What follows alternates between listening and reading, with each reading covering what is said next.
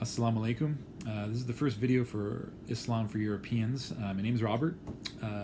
So I thought I'd address a recent video by the Muslim Vibe that was kind of an attack on Islam for Europeans.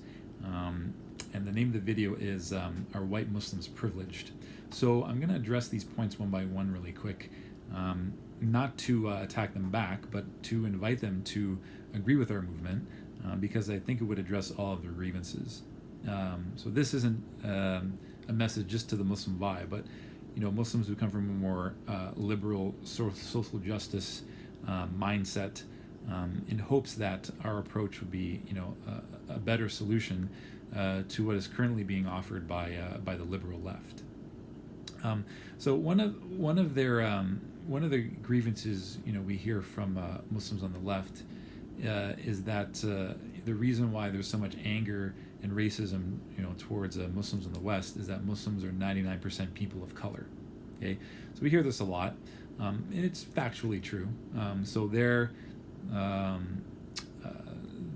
conception of that is that that's the reason why, or a major reason why, like white people don't like Muslims, which I think is a very oversimplistic view.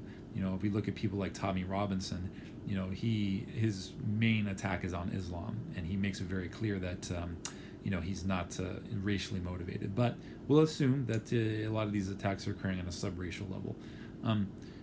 My response to that is, if that's the case, then they should be supporting Islam for Europeans, right?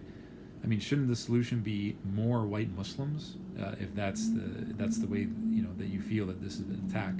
I mean, by encouraging more white people to enter the fold of Islam, or at least study Islam, right? Or at least, answer their questions about Islam, and having an organization dedicated to that, slowly we'll start to allow or garner more white converts, and eventually, choose to marry other white converts and have European Muslim families.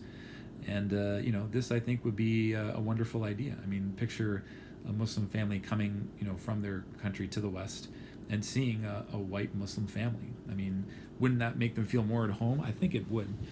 So that's one of the things we can resolve, with taking this approach, as opposed to just, grieving about it but not offering any solutions.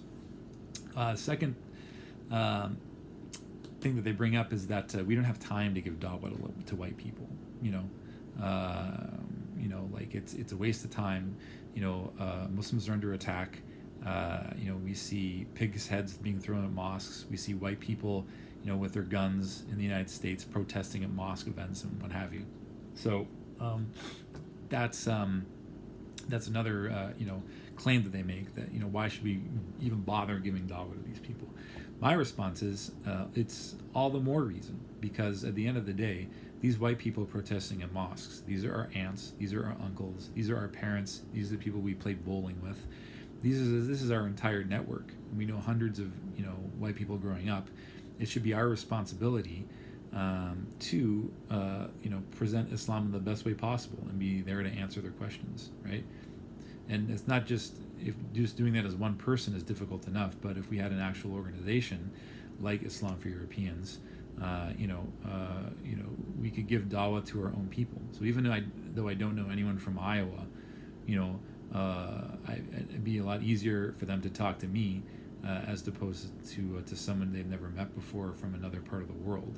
It doesn't mean that people from another background can't give dawah to another people. That's not what I'm saying. What I'm saying is that it's better if people from that background, quote unquote, lead the movement, right? So by being a white convert who shuns their family and their community and just writes them off as all racist, we're doing a big disservice to the rest of the Muslim community, and it's only going to make anger towards Muslims exponentially worse. So that's my second point. The third is that, and I didn't mention this in the video, but a lot of left-wing Muslims from other backgrounds hate the idea that white converts are appropriating the cultures of other Muslims. And I agree. I mean, I totally agree. We shouldn't be appropriating their culture. Islam allows for different cultures and encourages people to keep their culture, and slowly, drop the things that are not Islamically allowed. But if you look at around the world, Islam in China looks Chinese. Islam in Indonesia looks Indonesian. Islam in Pakistan looks Pakistani. they kept their culture, their traditions, their dress, everything of that nature.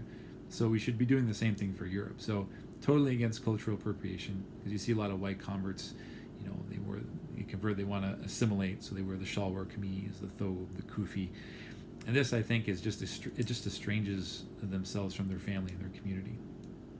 I also want to bring up the concept of the safe space. So they mentioned that, why should white Muslims have a safe space when they're so privileged? I want to roll it back and just talk about privilege in general. I think privilege is a great thing. Born Muslims, they have the privilege of having a born Muslim family, and a born Muslim extended family, a Muslim culture, a Muslim background.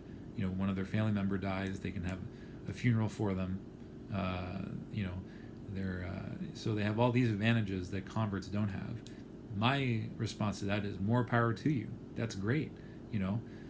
Why should you give up these advantages and privileges that you have? If anything, you should be using it for the betterment of the Muslim community. And that's why I think white converts should be using their privilege to their advantage. It shouldn't be this zero-sum game, and that's a lot of these, things that they bring up are from a Marxist approach, right? And in Marxism, their ultimate goal is communism or socialism. They want everyone to be absolutely, totally equal by force, right? It's just kind of odd that they would support an ideology from a white atheist, and then accuse us of being, white supremacists. So those are some of just the main points. So in any case, these people from the Muslim vibe and these left-wing Muslims and these white converts should be totally on board with Islam for Europeans. I mean, Islamically, we should never be cutting ties with our community. It's a really bad strategy, and all it does is just create more anger towards the white community. So, and it really, if you think about it, it's very obvious to see why a lot of white people don't like Muslims. I mean, let's be honest here. Islam looks really bad.